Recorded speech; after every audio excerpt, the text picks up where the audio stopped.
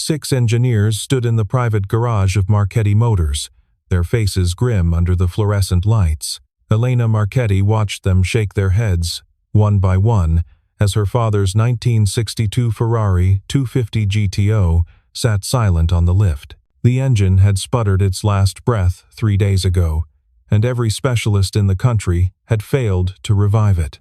This was the car her father had driven on the day he proposed to her mother, the car that held 40 years of Marchetti legacy in its elegant curves and hand-stitched leather seats.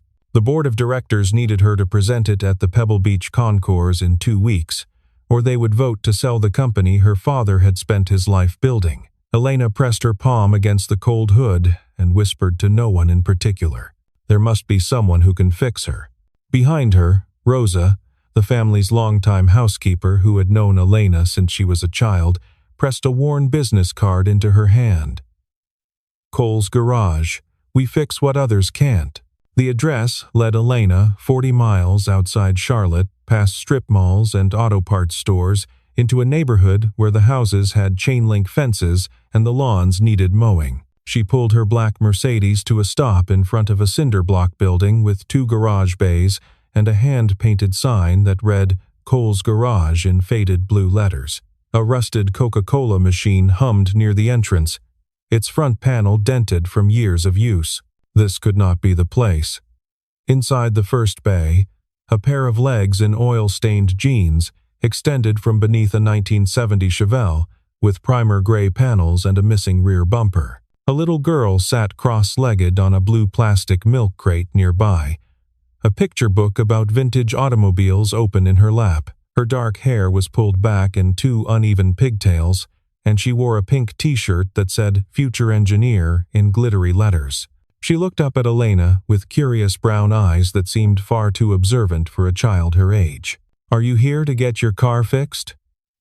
Elena looked around the cluttered space, trying to reconcile what she was seeing with the reputation that had brought her here. The tools were old but meticulously organized, each wrench and socket in its designated spot. Engine parts lined metal shelves along the back wall, labeled with masking tape and marker. A calendar from 2019 still hung near the cash register, frozen in time. I need someone who actually knows what they are doing, Elena said, her voice carrying more edge than she had intended. She heard the words leave her mouth and immediately regretted them, but she was too proud to take them back. The legs slid out from under the Chevelle on a wheeled creeper. Marcus Cole stood up slowly, unfolding to his full height, wiping his hands on a red shop rag that had seen better days.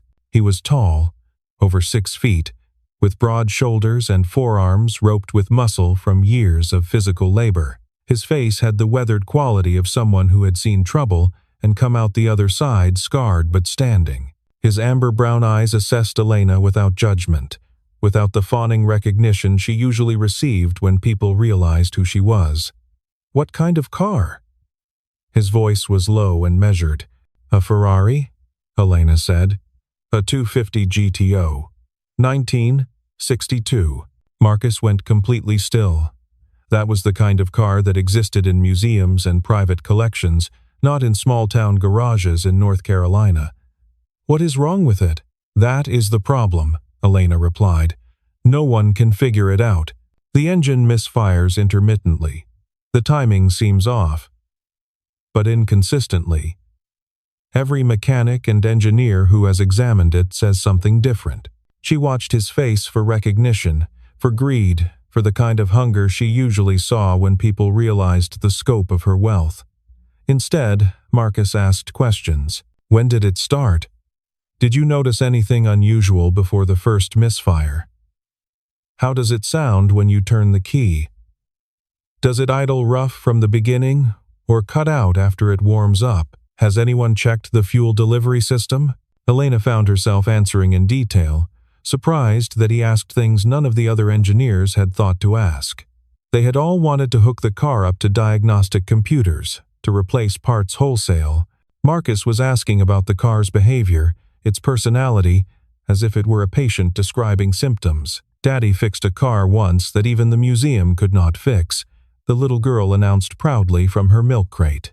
It was a 1936 Duesenberg, and they said it would never run again, but Daddy listened to it for 3 whole days and then he knew exactly what was wrong. Elena looked at her properly for the first time. "What is your name?" "Lily," the girl said. "I am 9 years old." She held up 9 fingers for emphasis. Marcus put his hand on Lily's shoulder, a gesture that was protective and proud at the same time. "I appreciate you coming all the way out here," he said to Elena, his tone polite but final. "But I do not work on cars like that anymore." Elena felt the rejection like a door closing in her face. "Why not?" Marcus did not answer. He simply turned back toward the Chevelle, dismissing her completely. Elena was not used to being dismissed. She opened her mouth to press her case when Lily suddenly started coughing. It began small, just a tickle in her throat, but quickly escalated into a wheeze that made the girl's thin chest heave with effort. Her face went pale, then flushed, and her eyes widened with the particular fear of someone who could not get enough air.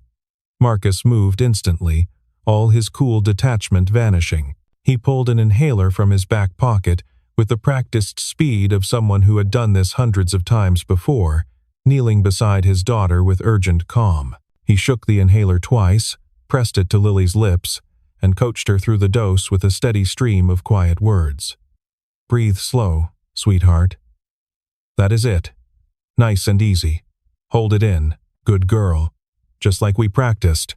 Elena watched him hold Lily against his chest, his calloused hands impossibly gentle on her narrow back. The fear in his eyes was raw and absolute, the kind of terror that only parents truly understood.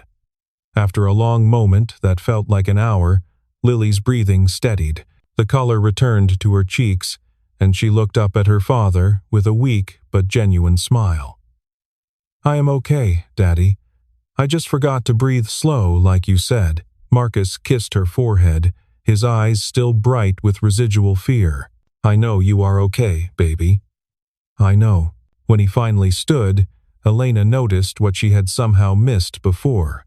A photograph on the wall behind the cash register. A younger Marcus, maybe 10 years younger, clean-shaven and bright-eyed, wearing a red uniform with the prancing horse logo on his chest. He stood beside a Formula One car, grinning with the confident joy of a man who had found his calling. The Ferrari logo was unmistakable. "You used to work for Ferrari," she said quietly. It was not a question. Marcus's jaw tightened. The transformation was immediate and complete, as if a wall had slammed down behind his eyes. "That was a long time ago," he said. "A different life." His voice carried a warning that Elena knew better than to ignore. But as she walked back to her Mercedes, her heels crunching on the gravel, she also knew she was not done with Marcus Cole. Elena spent the next 2 days making phone calls from her corner office at Marchetti Motors headquarters. She had contacts everywhere, and it did not take long to find what she was looking for, though she almost wished it had. Marcus Cole had been a rising star at Ferrari's headquarters in Maranello, Italy. He had started as a junior engineer fresh out of MIT and risen through the ranks with almost supernatural speed, earning a reputation as someone who could diagnose problems that stumped entire teams of specialists. The old mechanics called him the Whisperer, because he seemed to hear things in an engine that no instrument could measure. Then, 5 years ago, everything had fallen apart. He had been accused of stealing proprietary hybrid engine designs and selling them to a competitor. The charges had made international headlines. Ferrari had terminated him immediately, and the Italian authorities had arrested him on industrial espionage charges. The case had dragged on for 8 months before being quietly dropped for lack of evidence. But by then, the damage was done. His reputation was destroyed, his name synonymous with betrayal in an industry built on trust and legacy. No one in the automotive world would touch him. He had returned to the States with nothing but his daughter and his tools, to a small town where no one knew his name, and opened a garage that barely kept the lights on. Elena drove back to Cole's garage on a Thursday morning. Lily was at school, and Marcus was alone in the first bay, bent over the engine of an old Ford pickup with rust blooming along its wheel wells. He looked up when her shadow fell across the hood, and she saw resignation in his eyes. He had been expecting her to come back. "You are back." Elena nodded. "I know what happened to you in Italy. I know about the accusations, the arrest, the trial that never happened." Marcus straightened slowly, his expression guarded but not hostile. He seemed almost relieved that the pretense was over. "Then you know why I said no." "I know what they accused you of," Elena said carefully. "I also know the charges were dropped. No evidence, no conviction. That does not matter." Marcus's voice was flat. "People believe what they want to believe. Once your name is attached to something like that, the truth becomes irrelevant." Elena stepped closer. "I do not care what they said you did. I do not care what the newspapers printed or what the industry whispers when your name comes up. I care about one thing. Can you fix my car?" Marcus studied her for a long moment, his amber eyes searching her face. "Why does this car matter so much to you?" "You could buy any Ferrari in the world." "Because it was my father's." Elena heard her own voice crack. "He died 2 years ago. Pancreatic cancer. He fought it for 18 months and lost. That car is the last piece of him I have left. The board of directors wants to sell the company he built from nothing. If I cannot prove that Marchetti Motors still has a soul, they will tear apart everything he spent his life creating." Something shifted in Marcus's eyes. Understanding, maybe, or recognition of a grief that mirrored his own. He knew what it meant to lose everything. "I will pay you triple your normal rate," Elena continued. "Whatever you want. Name your price. But more than that, I will provide full health insurance for you and your daughter for 5 years. The best coverage money can buy." Marcus's jaw tightened at the mention of Lily. "Her medications," Elena continued quietly. "They are expensive, and they are going to get more expensive as she grows. I have done my research, Mr. Cole. You are barely making rent. Last month you were 2 weeks late on your electrical bill." The words hung between them, uncomfortable and true. Marcus was quiet for a very long time. His hands flexed at his sides, wrestling with pride and practicality. Finally, he spoke. "I work alone. No one looks over my shoulder. Your engineers, your consultants, whoever else you have been using, they stay away from my garage. Done. And if I cannot fix it, then I will find another way. But something tells me you can." The Ferrari arrived 2 days later on a flatbed truck. Marcus directed the driver to lower it carefully into the second bay, then stood back and simply looked at it. The car was breathtaking even in its broken state. Cherry red paint that had been hand-polished for 6 decades, chrome trim that caught every stray beam of sunlight.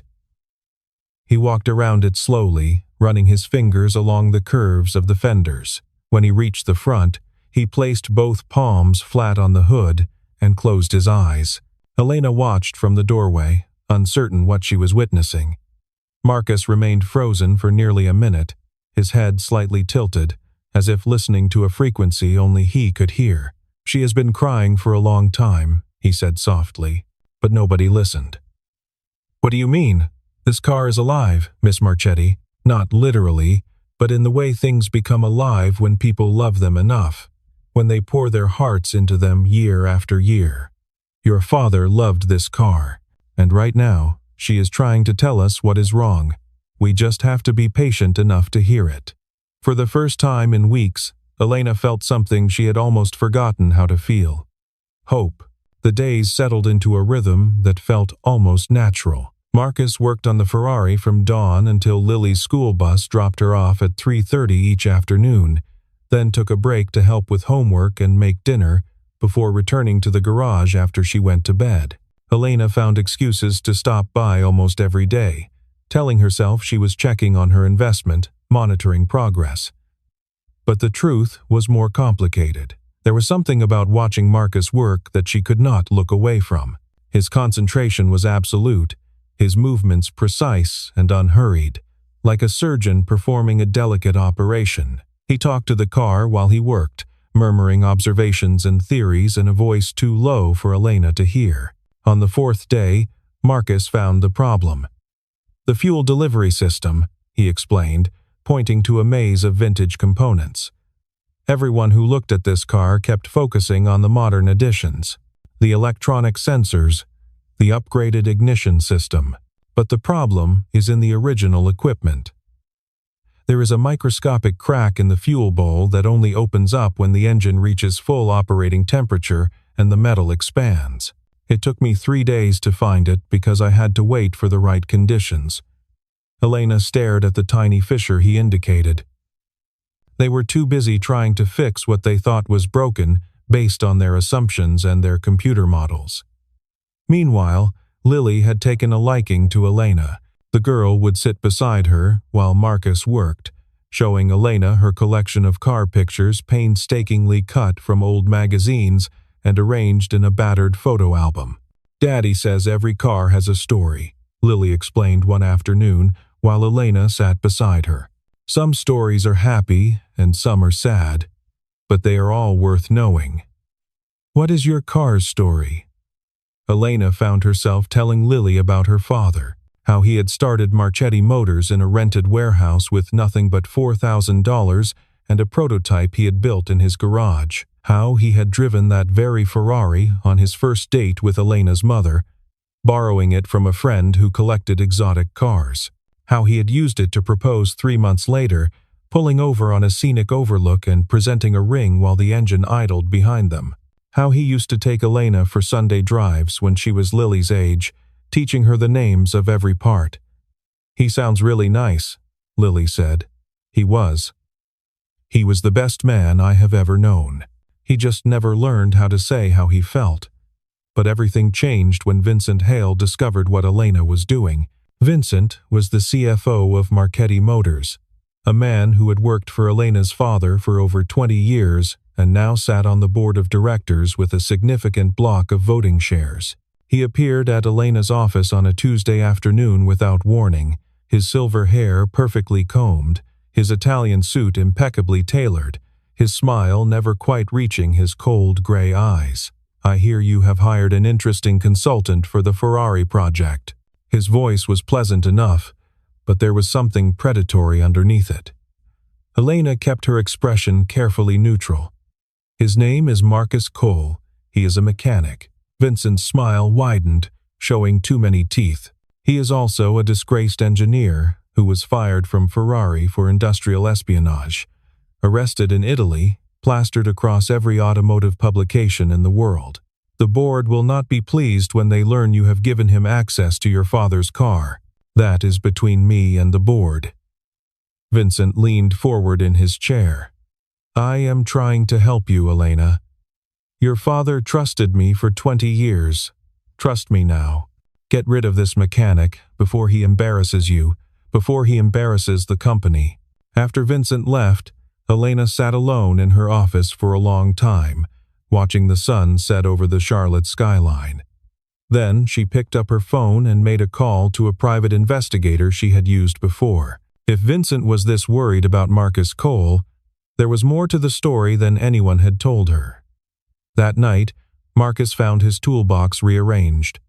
Small things had been moved, just slightly, a wrench placed in the wrong drawer, a diagnostic cable coiled in the opposite direction. Someone had been in his garage. Someone had gone through his things. He did not mention it to Elena, but he started locking the door. Elena confronted Marcus on a rainy Tuesday evening, the garage dim except for the work lights illuminating the Ferrari's open engine bay. Water drummed on the metal roof and streamed down the small windows. "Richard Brennan came to see me today," Elena said. "He is my head of engineering. Been with the company almost as long as Vincent." Marcus did not look up from the carburetor he was carefully reassembling. "I know who he is. He told me about Italy, about the designs you supposedly stole, about the arrest and the way your career ended overnight." Marcus's hands stilled on the wrench. "Supposedly, that is an interesting word choice. "Tell me what really happened," Elena said. "Not the official version. What actually happened to you?" Marcus was quiet for a long moment. Then he straightened slowly, setting down his tools, and moved to the workbench along the back wall. He leaned against it with his arms crossed over his chest. 5 years ago, I designed a hybrid propulsion system for Ferrari. Not just an improvement on existing technology, something genuinely revolutionary. A way to combine electric motors with traditional engines that would have changed the entire industry. More power, better efficiency. The kind of breakthrough that comes along maybe once in a generation. His voice was flat, almost clinical, as if he were describing something that had happened to someone else. A colleague named David Reiser saw an opportunity. He had connections I did not have. People who would pay a lot of money for that kind of technology. When the design surfaced at a competitor 6 months later, someone had to take the blame. David had political protection. His family had been in the automotive industry for 3 generations. I was the easy target, the new guy, the American, the outsider who had risen too fast and made too many people jealous. Elena listened without interrupting. "The night I was arrested," Marcus continued, his voice dropping lower, "my wife packed a bag. We had been having problems for a while, the long hours, the pressure, the isolation of living in a foreign country, but I thought we were working through it. Sarah said she did not sign up for this. She said she could not raise Lily with a criminal for a father. She left before I even made bail, filed for divorce 2 weeks later, and she never came back. I am so sorry. I stopped fighting because I had a daughter who needed me more than I needed my pride." Marcus's eyes met Elena's. The charges were dropped eventually, not enough evidence to prosecute, but by then, it did not matter. My reputation was destroyed. My marriage was over. I took Lily and came home. Elena thought about her own battles. The boardroom full of men twice her age who questioned every decision she made. The whispers that she had only gotten her position because of her last name. The constant pressure to prove that she belonged. "My father used to say that the engine does not lie," she said quietly. "People lie. Lawyers and executives all lie, but the engine just does what it does. The truth is in the mechanics." Marcus looked at her for the first time since she had started coming to his garage, and for a moment something passed between them. Recognition. Understanding. 2 people who had been broken by the world and were still trying to put themselves back together. "Smart man," Marcus said, and the corner of his mouth lifted in something that might have been a smile. "Your father sounds like someone I would have liked." The moment was shattered by Elena's phone buzzing. She glanced at the screen and felt the blood drain from her face. It was an email from the board of directors, sent by Vincent Hale. An emergency meeting had been called for Thursday morning. The subject line read, "Personnel concerns." "What is it?" Marcus asked. Vincent just sent documentation to the entire board. Employment records from Ferrari. Arrest reports. News articles from every major automotive publication. He is calling for an emergency vote to terminate your contract. Marcus nodded slowly. He had been expecting this.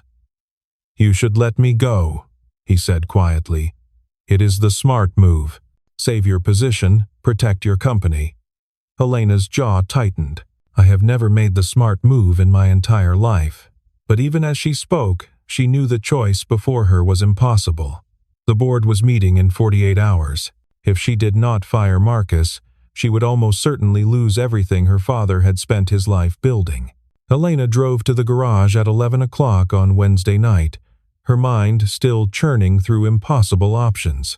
She had spent the entire day in meetings, reviewing documents and consulting with lawyers. The math was brutally simple. Her company or her conscience, her father's legacy or one man's dignity. She knew what her father would have wanted her to do. She just was not sure she was strong enough to do it. The garage door was unlocked when she arrived.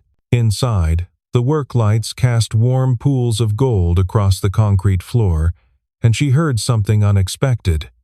Laughter. She followed the sound and found Marcus and Lily sitting on the floor beside the Ferrari. Lily had a stethoscope pressed against the engine block, and Marcus was guiding her small hand to different spots on the metal surface. "Hear that?" Marcus asked. "That is the fuel pump. It makes a kind of whirring sound, very rhythmic. And that other sound, the one that is a little deeper? That is the alternator. They have different voices, like instruments in an orchestra." Lily closed her eyes, concentrating. "The fuel pump sounds like someone humming," she said after a moment, "like you do when you are working. And the alternator sounds like someone thinking." Marcus laughed, and the sound transformed his face completely. The weariness fell away, and for just a moment, Elena could see the man he must have been before everything went wrong. "That is exactly right," he said, pulling Lily into a hug. "You have better ears than half the engineers I worked with at Ferrari." Elena stood frozen in the doorway. This was what she had come here to destroy. Not just a job, but this moment. This father and daughter finding joy together in a broken world. Marcus looked up and saw her standing there. His smile faded as he read the expression on her face. "They gave you an ultimatum," he said. Elena nodded. "I came here tonight to tell you that I have to let you go, that I do not have a choice, that the board is forcing my hand." Marcus gently disentangled himself from Lily and stood up. "I understand," he said quietly. "I have been in this situation before. I know how it ends." "No," Elena said, and her voice came out stronger than she expected. "You do not understand. That is what I was going to say. That was the speech I had prepared during the entire drive over here." She stepped forward into the light. "But then, I walked in and saw you with your daughter, and I realized something important. My father did not build this company on lies. He did not cut corners or betray people. He built something real, and he did it the right way. I am not going to save his company by becoming everything he taught me to despise." Marcus stood very still. "Elena, you will lose everything. The company, your position. Maybe, probably, actually, but I will still be able to look at myself in the mirror, and I will still be able to visit my father's grave and tell him that when it mattered most, I did the right thing." She met his eyes. "You stay. We finish the car. Whatever happens after that, we face it together." Before Marcus could respond, his phone rang. He looked at the screen and his face changed. It was the hospital. Lily's pediatrician. Something was wrong with her latest test results. They needed to come in immediately. The next 6 hours were a blur of fluorescent lights and antiseptic smells and beeping machines. Lily had suffered a severe asthma attack at school that afternoon, far worse than anything Marcus had seen before. Her oxygen levels had plummeted before the school nurse could intervene. She was stable now, the doctors assured them, but they wanted to keep her overnight for observation. Marcus filled out insurance forms and argued with administrators about coverage limits, while Elena sat in the plastic chair beside Lily's bed. She did not ask permission or offer explanations. She simply stayed. When Lily woke up around 3 in the morning, confused and frightened, it was Elena's hand she reached for in the darkness. "Miss Elena? Am I okay?" "I am right here, sweetheart." Elena brushed the hair back from Lily's clammy forehead. "Your daddy is just down the hall talking to the doctors. He will be right back." Lily's eyes fluttered. "You smell nice," she murmured. "Like flowers. Like my mama used to smell before she went away." Elena's throat tightened. "Go back to sleep, honey. I am not going anywhere. I will be right here when you wake up." When Marcus returned 20 minutes later, he found them like that. Elena slumped in the uncomfortable plastic chair, her hand still wrapped around his daughter's fingers. Lily was sleeping peacefully, her face relaxed for the first time in hours. Marcus stood in the doorway for a long moment, and something in his chest cracked open, something he had kept carefully locked away for 5 years. Lily came home from the hospital 2 days later, armed with a new inhaler, 3 different prescriptions, and strict instructions to rest. The board meeting had been postponed due to Elena's family emergency, buying them precious time. Marcus threw himself back into work on the Ferrari with renewed determination, putting in 18-hour days while Elena managed the board's increasingly hostile inquiries. She spent her nights digging through old files, searching for something that could explain Vincent's obsession with Marcus. She found it buried in a folder of archived emails from 7 years ago, correspondence between Vincent Hale and a technology broker in Munich, discussions about proprietary automotive designs, specific mentions of a young American engineer at Ferrari who was getting dangerously close to a breakthrough. The dates matched perfectly with Marcus's time at Ferrari. The technology described matched exactly with the hybrid system Marcus had designed. Vincent had not just been a passive beneficiary of Marcus's downfall. He had been the architect of it. He had orchestrated the theft through intermediaries, arranged for the designs to surface at a competitor, and ensured that Marcus would take the blame while he collected the profits. And now, 5 years later, he was doing exactly the same thing to Elena. She confronted him in his corner office the next morning. The evidence spread across his mahogany desk. Vincent did not even bother to deny it. "Your father was soft," he said, leaning back in his leather chair. "Sentimental. He built a beautiful company and then refused to do what was necessary to protect it. That is why he is dead and I am still here. Sell me your shares quietly, or I will destroy you like I destroyed that mechanic." Elena reached into her pocket and pressed stop on her phone's voice recorder. "I think I will take option 3. She walked out before he could respond. That night, Marcus finally completed his work on the Ferrari. He ran every diagnostic twice, triple-checked every connection, and finally turned the key in the ignition. The engine roared to life with a sound that made Elena's eyes fill with tears. It was perfect. It was her father's voice, somehow, captured in 12 cylinders and 60 years of love. But Marcus had also found something else. A hidden compartment behind the glove box, its seams carefully concealed. Inside was an envelope, yellowed with age, addressed in her father's handwriting. "To my daughter, when she needs it most." He brought it to Elena without opening it. "This was hidden in the car," he said gently. "I found it when I was working on the dashboard wiring. I think it is for you." Elena's hands trembled as she broke the seal. Inside was a letter dated 2 months before her father's death. He had known he was dying. He had written this letter to finally say the things he had never been able to say out loud, how proud he was of her strength, how sorry he was for being emotionally distant, for hiding his feelings behind work, how he knew she would face challenges that would test her to her very core, and how he believed, completely and absolutely, that she would rise to meet them. "Take care of my girl," the letter ended.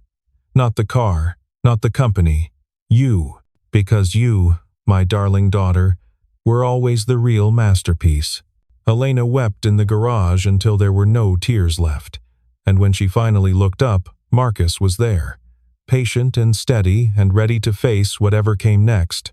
Together, they drove through the night, Elena behind the wheel of the Ferrari and Marcus in the passenger seat, heading west toward Pebble Beach as the stars wheeled overhead. The car ran like a dream, its engine humming a song of resurrection and second chances.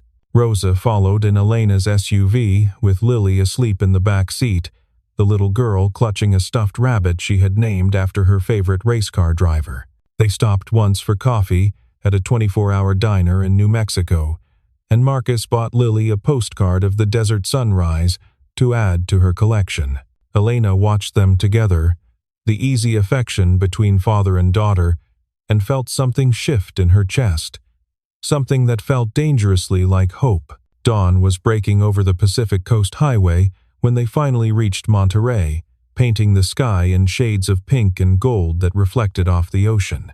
The Pebble Beach Concours d'Elegance was already buzzing with activity despite the early hour. Hundreds of the world's most beautiful and valuable automobiles were arranged on the legendary 18th fairway of the golf course.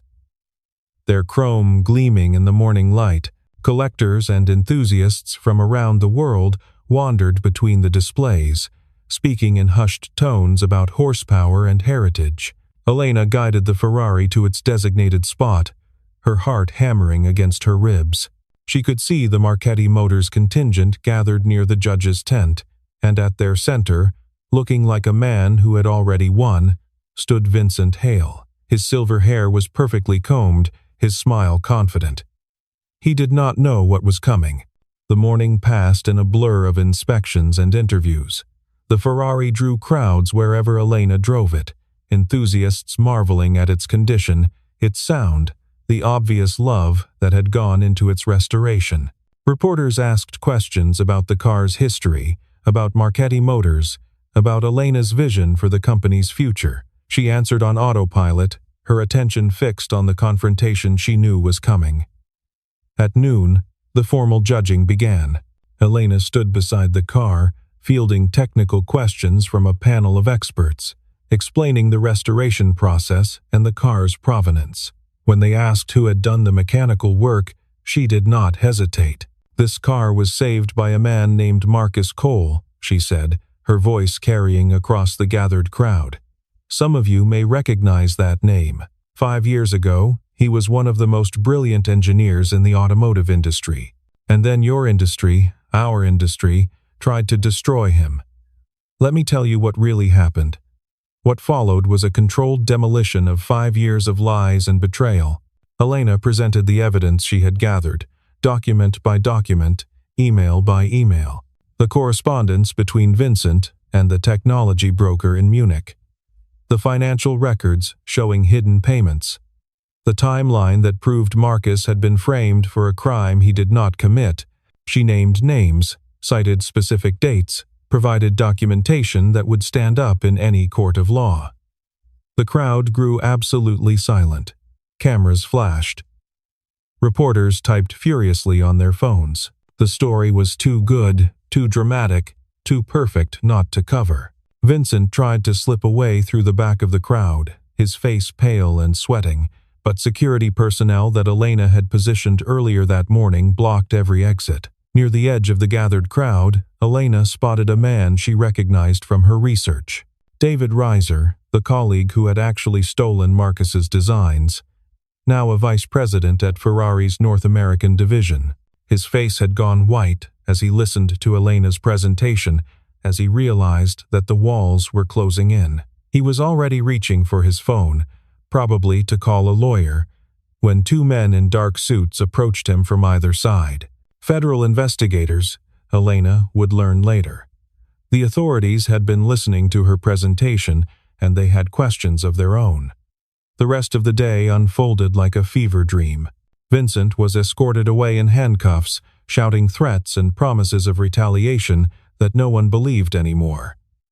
Richard Brennan, his loyal lieutenant, followed shortly after, head bowed in shame. The Marchetti Board of Directors, watching the live stream from Charlotte, held an emergency vote that vindicated Elena unanimously and removed Vincent from his position effective immediately. Ferrari's North American president, a distinguished man with silver temples, approached Marcus personally. He offered a formal public apology on behalf of the company, an immediate reinstatement at any position Marcus wanted, and a settlement that would make him wealthy for the rest of his life. Marcus listened politely to the entire offer, nodding at the appropriate moments. Then he shook his head. "I appreciate everything you are saying," he told the executive. "I really do. But I have a garage to run back in North Carolina, and I have a daughter who needs her father home for dinner every night, not flying around the world chasing the next big project." The executive started to argue, to explain the opportunities Marcus would be walking away from, but then he stopped because he recognized something in Marcus's eyes, the peace of a man who had finally found what actually mattered. "Although," Marcus added with a slight smile, glancing at Elena, "I might consider some consulting work on the side, if the right partner were to ask." That evening, as the sun set over Carmel Bay in spectacular shades of orange and purple, Elena found Marcus standing alone at the edge of the fairway. The Ferrari gleamed behind them, a first-place ribbon now proudly displayed on its hood.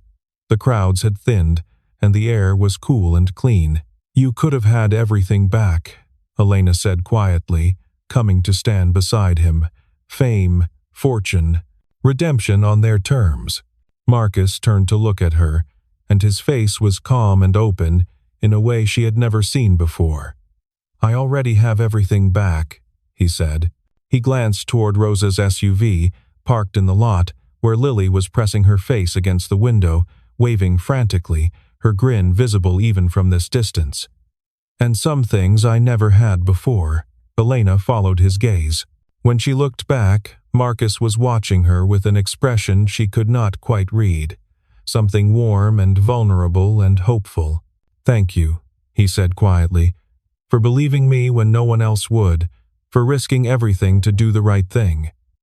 Elena smiled, feeling something shift and settle in her chest. "My father always said that the engine does not lie. I just had to learn how to listen." The drive back to Charlotte took 2 days. They stopped at roadside diners and scenic overlooks and quirky tourist attractions that Lily spotted from the highway. They let the little girl pick the music and the restaurants, turning what could have been an exhausting journey into something that felt almost like a family vacation. Rosa, following behind in the SUV, pretended not to notice how often Elena and Marcus found excuses to stand close together, to touch hands while passing coffee cups, to share private smiles that needed no translation. 6 months later, Cole's garage looked different. The cinder block building had been renovated, its 2 bays expanded to 4, its equipment updated to handle vintage restoration work from collectors across the country. A new sign hung over the entrance: Cole and Marchetti Restorations. The partnership made official 3 months after Pebble Beach. Lily was thriving. The new insurance had connected her with specialists who adjusted her treatment. She had not had a serious attack in 4 months. She still sat on her milk crate in the garage after school, but now she was helping, learning to identify engine sounds with an accuracy that made her father proud. Elena divided her time between Charlotte and the garage, flying in every weekend. Marchetti Motors was stronger than ever, the scandal having attracted unexpected sympathy from an industry tired of watching good people get destroyed by corporate politics. On a Sunday afternoon in October, the 3 of them sat on the hood of the Ferrari, watching autumn leaves drift across the parking lot. Lily was drawing in her sketchbook, capturing the car in careful pencil strokes. "I think my father would have liked you," Elena said quietly. Marcus smiled. "I think I would have liked him too." Lily looked up from her drawing. "Daddy, can Miss Elena come to my birthday party next week?" Marcus and Elena's eyes met. Something unspoken passed between them. "I think," Marcus said slowly, "that Miss Elena might be around for a lot more than just birthday parties." Lily's face lit up. She turned back to her drawing, adding a small figure beside the car that had not been there before. The afternoon light caught Elena's hair as she leaned against Marcus's shoulder. He put his arm around her, and for a long moment, no one spoke. The only sound was the distant hum of traffic and the rustle of leaves and the quiet contentment of 3 people who had found their way home. Some engines break down because they are old, Marcus thought, watching his daughter draw. Some break down because they have been neglected. But the ones worth saving just need someone patient enough to listen, and brave enough to believe they can run again.